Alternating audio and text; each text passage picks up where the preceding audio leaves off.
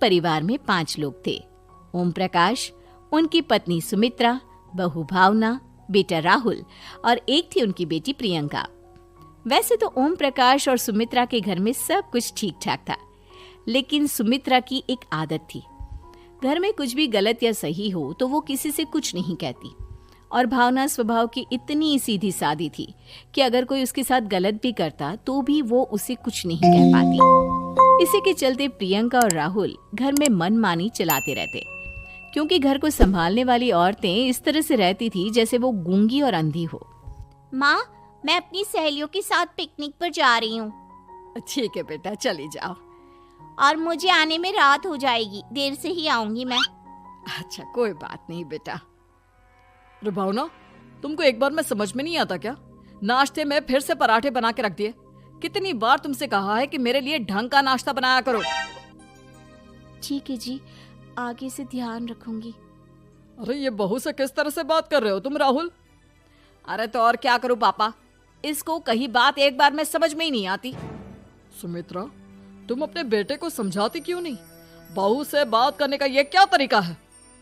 अरे जिसकी जैसी मर्जी आए करो, मुझे क्या। भावना बेटा, तुम भी तो कभी कुछ कहा करो। इस तरह क्यों सबकी बातें सुनती रहती हो? कोई बात नहीं पापा जी, सब ठीक है। रात को काफी देर तक प्रियंका घर नहीं आती, और जब वापस लौट कर आती है तो एक लड़की के साथ बाइक पर बैठकर। सुमित्रा और भावना दोनों ही प्रियंका को लड़की के साथ देख लेते हैं। आज तो जोर से डांट पड़ने वाली है, लेकिन मैं डर क्यों रही हूँ? माँ तो सब कुछ देखकर भी अंधी बनी रहती है। और रही बात भाभी की, वो किसी को कुछ नहीं बताने वाली।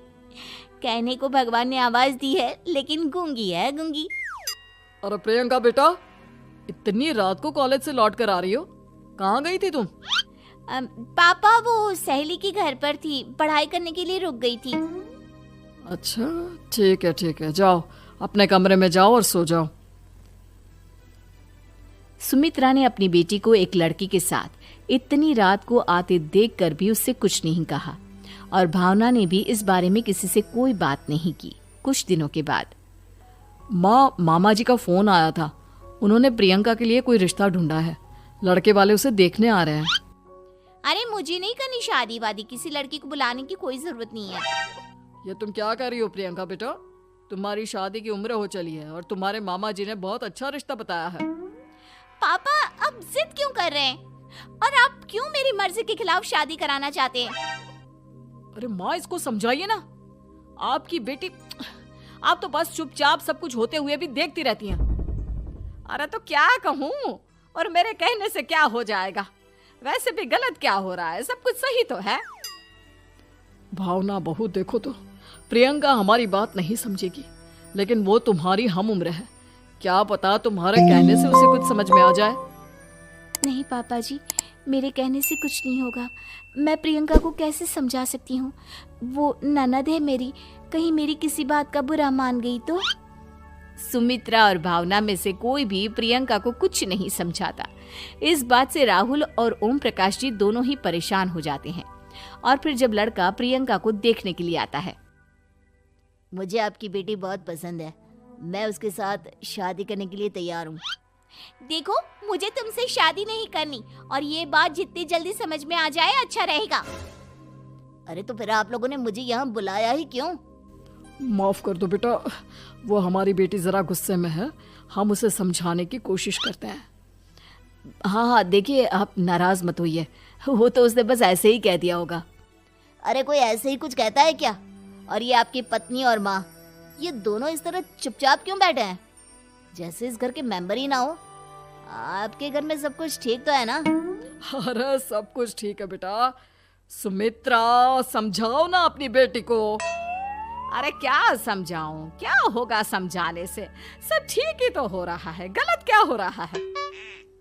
भावना, प्रियंका को अंदर लेकर जाओ और उससे समझाओ कि कितना अच्छा रिश्ता है। इतना अच्छा लड़का है, इस तरह से बिहेव ना करे। नहीं जी, मैं किसी से कुछ नहीं कह सकती जी। अरे अजीब परिवार है, मुझे तो यहाँ से निकलना पड़ेगा। इस तरह से तो आपकी बेटी की शादी किसी से नहीं हो सकती। जिसके घर की औरतें गूंगी और अंधी बनकर बैठ जाए, उस घर का कुछ नहीं हो सकता। ओम प्रकाश और राहुल सुमित्रा और भावना की हरकतों की वजह से बहुत परेशान हो जाते हैं। एक दिन वो दोनों आपस में बात करते हैं। पापा, समझ में नहीं आता कि भावना और माँ को कैसे समझाया जाए। सही कहते हो बेटा, तुम और मैं काम के सिलसिले में सारा दिन घर के बाहर रहते हैं और घर की दोनों औरतें जिन्हें सारा घर संभालना चाहिए गूंगी और अंधी बनकर बैठी हैं। पापा, आप ही बताइए इसका क्या उपाय है। मेरी तो कुछ समझ में नहीं आता बेटा, लेकिन हमें कुछ तो करना पड़ेगा, क्योंकि इन सब की वजह से प्रियंका बहुत ज्यादा बिगड़ती जा रही है। तुमने देखा उसने किस तरह से बिहेव किया था। अरे लेकिन पापा, हम करेंगे क्या? हमें एक नाटक करना होगा। कुछ दिनों के लिए हम भी गूंगे और बहरे बन जाते हैं, उसके बाद इन दोनों औरतों को अकल आएगी। हाँ पापा, शायद आपकी बात ठीक है। हम दोनों हर बार बात को संभाल लेते हैं और इसी वजह से माँ और भावना कुछ भी करने की कोशिश ही नहीं करते। और फिर अगले दिन, भावना, नाश्ते में क्या बनाया है? जी पराठे बनाए हैं। मेरे लिए पोहा बना दो। अच्छा जी, ठीक है, अभी बना देती हूँ जी। बहू, नाश्ते में क्या बनाया है? पापा जी, पराठे हैं और पोहे बन रहे हैं। अरे बहू, मुझे तो उपमा खाने का मन था, मेरे लिए उपमा बना दो। ठीक है पापा जी, अभी बना देती हूँ। भाभी, जल्दी से जरा मेरा कॉलेज के टिफिन तो पैक कर देना। और सुनो, मुझे ना भिंडी की सब्जी खाने का मन है। सुमित्रा चुपचाप बैठी बैठी सब कुछ देख रही थी।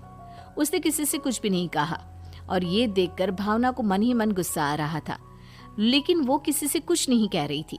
उसे लग रहा था कि ओम प्रकाश जी, जो हमेशा उसकी साइड लेते थे, वो भी आज चुपचाप बैठे हुए थे। शाम के वक्त प्रियंका अपने बहुत सारे दोस्तों को लेकर घर आती है और उधर दूसरी तरफ से राहुल भी अपने ऑफिस के दोस्तों को लेकर घर आ जाता है।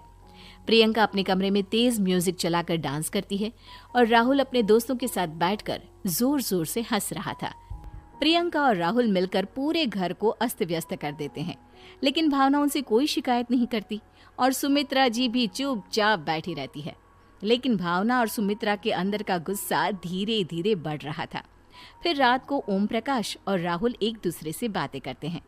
पापा, हमने इतना कुछ किया, फिर भी भावना कुछ बोलती ही नहीं और माँ भी कुछ गलत करने से किसी को रोकती ही नहीं। तुम चिंता मत करो बेटा, इन दोनों के अंदर का गुस्सा भर रहा है और बहुत जल्दी बाहर आने वाला है। अगले दिन, अरे बहू, ये कपड़े धुले हैं या गंदे हैं? पापा जी, कपड़े तो मैंने धोकर ही आपकी अलमारी में रखे थे। मुझे तो साफ नहीं लग रहे, एक बार और धो देना। प्रियंका, मैं सोच रहा था कि तुम्हें उस लड़के से शादी नहीं करनी है ना, मत करो। एक काम करो, वैसे भी क्या रखा है शादी वादी में, तुम्हें जो लड़का पसंद है उसके साथ जाकर कोर्ट मैरिज कर लो। इस बार ओम प्रकाश और राहुल की बात सुनकर भावना और सुमित्रा के अंदर का गुस्सा जाग उठता है। मैं किसी से कुछ कहती नहीं जी, इसका मतलब ये है कि आप लोग मुझे परेशान करते ही रहेंगे। कल 4 बार मुझसे नाश्ता बनवाया, आज पापा जी मुझसे धुले हुए कपड़ों को बार बार धुलवा रहे हैं। अरे मैं इंसान हूँ जी, कोई मशीन नहीं हूँ। तुम दोनों ने मिलकर इस घर की कैसी हालत बना दी है और अपनी बहन को भागकर शादी करने के लिए कह रहे हो। तुम भाई हो या दुश्मन? ओम प्रकाश और राहुल जोर जोर से हंसने लगते हैं। अरे इसमें हंसने की क्या बात है? हम लोग यहाँ इतने परेशान हो रहे हैं जी, तुम लोगों को ऐसी हरकत करने के बाद भी हंसी आ रही है। ये क्या कर रहे हैं जी आप दोनों? यही तो हम चाहते थे कि सुमित्रा, तुम अंधी होकर ना बैठी रहो। घर में कुछ भी गलत हो तो उसे रोकने की कोशिश करो। और भावना, तुम अपने साथ हो रहे गलत व्यवहार पर भी कभी मुंह नहीं खोलती। ये सही बात नहीं है। मैं चाहता था कि तुम्हारी भी जुबान खुले, तुम गलत बात का विरोध करो। गूंगी बहू और अंधी सास की ये जोड़ी इस घर में अब नहीं चलेगी।